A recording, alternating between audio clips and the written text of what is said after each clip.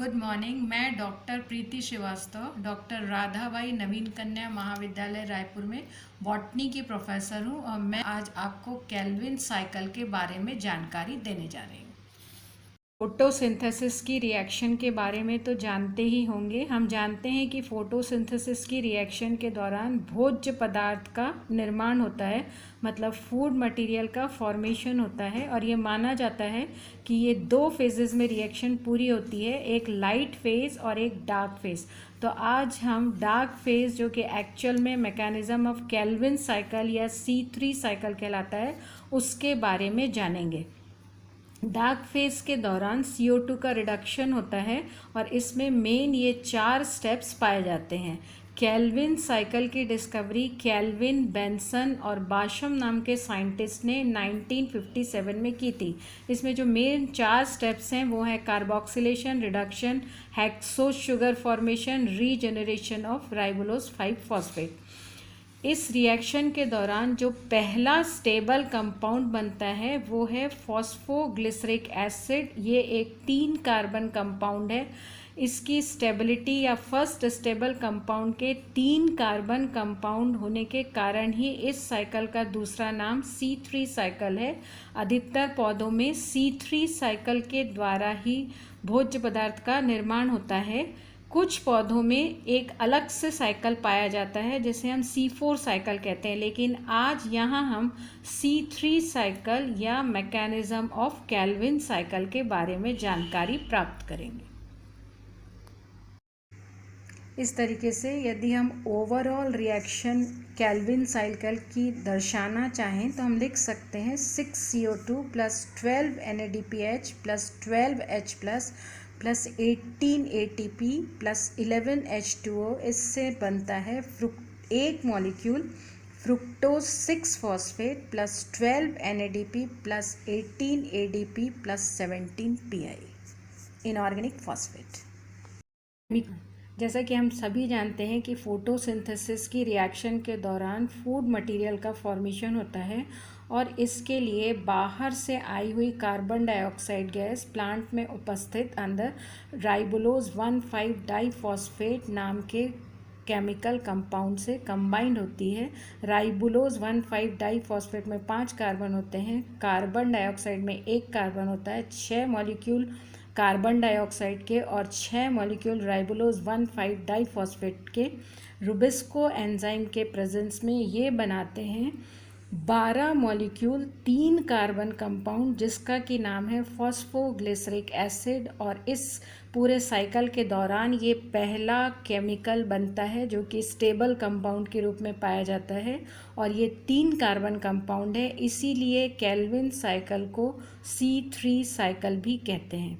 ये 12 molecule phosphoglyceric acid जो है ये इसमें से एक ATP 12 मॉलिक्यूल ATP के ADP का फॉर्मेशन करते हैं। फॉस्फेट एक्स्ट्रा जुड़ती है और ये 3 फॉस्फोग्लिसरिक एसिड 1,3 डाइफॉस्फोग्लिसरिक एसिड में बदल जाते हैं। ये भी 3 कार्बन कंपाउंड होता है। इस समय रिडक्शन की क्रिया होती है और 12 मॉलिक्यूल NADPH2 12 मॉलिक्यूल NADP अर्थात निकोटिनामाइड एडेनाइन डाइफॉस्फेट में बदल जाता है। और इस दौरान जो 1,3 डाइफॉस्फोग्लिसरिक एसिड 1,3 डाइफॉस्फोग्लिसरिक एसिड, जैसे कि आप जानते हैं कि एसिड्स जब रिड्यूस होते हैं तो उनसे अल्डिहाइड का फॉर्मेशन होता है। 1,3 डाइफॉस्फोग्लिसरिक एसिड जो है वो 3 फॉस्फोग्लिसराल्डिहाइड में बदल जाता है, एक फॉस्फेट ग्रुप कम हो जाता है। यह रिडक्शन की क्रिया 12 molecule nicotinamide adenine di hydrogen phosphate जो है वो 12 molecule nicotinamide adenine di phosphate में बदल जाती है।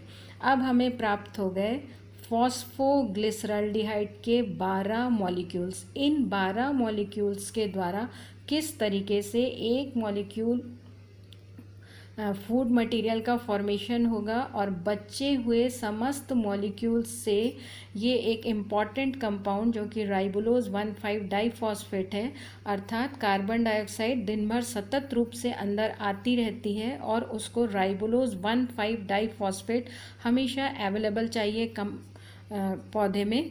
तो इसलिए बाकी जो मॉलिक्यूल्स हैं वो किस तरीके से राइबोलोज 1,5 डाइफॉस्फेट को रीजेनरेट करते हैं उसके संबंध में अब हम यहाँ से देखेंगे।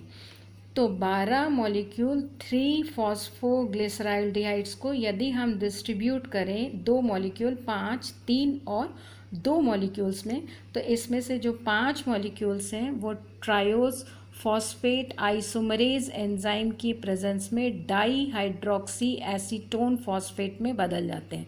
अब ये डाई हाइड्रोक्सी एसीटोन फॉस्फेट के 5 मॉलिक्यूल्स जो हैं उनको यदि हम फिर से विभाजित करें 2 मॉलिक्यूल और 3 मॉलिक्यूल में, तो 3 मॉलिक्यूल जो हैं वो अल्डोलेज एंजाइम की प्रेजेंस में 3 मॉलिक्यूल फॉस्फोग्लिसराल्डिहाइड के साथ कंबाइंड होकर बनाते हैं फ्रुक्टोज 1,6 डाइफॉस्फेट, अर्थात डाई हाइड्रोक्सी एसीटोन फॉस्फेट के 3 कार्बन, फॉस्फोग्लिसराल्डिहाइड के 3 कार्बन दोनों मिलकर कंपाउंड बनाते हैं फ्रुक्टोज 1,6 डाइफॉस्फेट, जो कि 6 कार्बन कंपाउंड है और उसके 3 मॉलिक्यूल्स का फॉर्मेशन होता है। फिर फॉस्फेटेज एंजाइम की प्रेजेंस में एक मॉलिक्यूल फॉस्फेट का निकल जाता है और फ्रुक्टोज 1,6 डाइफॉस्फेट जो है वो फ्रुक्टोज 6 फॉस्फेट का फॉर्मेशन कर लेता है। इसके कितने मॉलिक्यूल्स हैं? 3 मॉलिक्यूल। इन 3 मॉलिक्यूल में से एक मॉलिक्यूल जो है वो भोज्य पदार्थ का निर्माण करता है, मतलब हेक्सोज शुगर का निर्माण हो जाता है, जो कि डार्क रिएक्शन या केल्विन साइकिल के द्वारा हम देख रहे हैं। अब बचे हुए फ्रुक्टोज 6 फॉस्फेट जिसमें कार्बन के मॉलिक्यूल कितने हैं? 6। उसके कितने मॉलिक्यूल बचे? 2। एक तो भोज्य पदार्थ बन गया, तो 6 कार्बन कंपाउंड के 2 मॉलिक्यूल और 3 कार्बन कंपाउंड फ्रुक्टोज 6 फॉस्फेट जो कि 6 कार्बन कंपाउंड है उसके 2 मॉलिक्यूल डाईहाइड्रोक्सी एसीटोन फॉस्फेट जो कि 3 कार्बन कंपाउंड है, तो 3 कार्बन जन 6 कार्बन ये मिलाकर कितने बनते हैं? 9 कार्बन। और ये 9 कार्बन कंपाउंड जो हैं वो अनस्टेबल होता है और वो 5 कार्बन कंपाउंड ज़ाइलुलोज 5 फॉस्फेट और 4 कार्बन कंपाउंड इरिथ्रोज 4 फॉस्फेट में टूट जाता है। उसके पश्चात 4 कार्बन कंपाउंड वाला इरिथ्रोज फॉस्फेट जिसके कि 2 मॉलिक्यूल्स हैं वो ये बचे हुए 2 मॉलिक्यूल डाईहाइड्रोक्सी एसीटोन फॉस्फेट के साथ में कंबाइन करते हैं और 4 कार्बन और 3 कार्बन मिलके 7 कार्बन कंपाउंड के 2 मॉलिक्यूल बनते हैं जिसका नाम है सूडो हेप्टुलोज 1,7 फॉस्फेट। ये सूडो हेप्टुलोज 1 तो इरिथ्रोज 4 फॉस्फेट जिसमें कि 4 कार्बन कंपाउंड्स पाए जाते हैं वो डाईहाइड्रोक्सी एसीटोन फॉस्फेट के 2 मॉलिक्यूल्स जिसमें 3 कार्बन कंपाउंड पाए जाते हैं उनके साथ में मिलकर एक 7 कार्बन कंपाउंड का फॉर्मेशन करता है जिसका नाम है सूडो हेप्टुलोज 1,7 फॉस्फेट। इसके 2 मॉलिक्यूल बनते हैं। इसमें से एक फॉस्फेट ग्रुप निकल जाता है और बाद में फॉस्फेट ग्रुप के रिमूवल के साथ ये सूडो हेप्टुलोज 7 फॉस्फेट में बदल जाता है। सूडो हेप्टुलोज 7 फॉस्फेट में 7 कार्बन हैं। ये फॉस्फोग्लिसराल्डिहाइड के 2 मॉलिक्यूल्स जिसमें कि 3 कार्बन है उसके साथ कंबाइन करता है और कंबाइन करके 10 कार्बन कंपाउंड का निर्माण करता है जो कि अनस्टेबल होता है और वो बाद में राइबोज 5 फॉस्फेट और ज़ाइलुलोज 5 फॉस्फेट कंपाउंड्स में बदल जाते हैं। राइबोलोज 5 फॉस्फेट भी 5 कार्बन कंपाउंड है, ज़ाइलुलोज 5 फॉस्फेट भी 5 कार्बन कंपाउंड है। तो इस तरीके से ज़ाइलुलोज 5 फॉस्फेट फिर से राइबोलोज 5 फॉस्फेट में आइसोमरेज एंजाइम की उपस्थिति में बदल जाता है और एक फॉस्फेट ग्रुप के एडिशन से मतलब ATP ADP में बदल जाती है और राइबोलोज 5 फॉस्फेट जो है वो राइबोलोज 1,5 डाइफॉस्फेट के रूप में फिर से कन्वर्ट हो जाता है।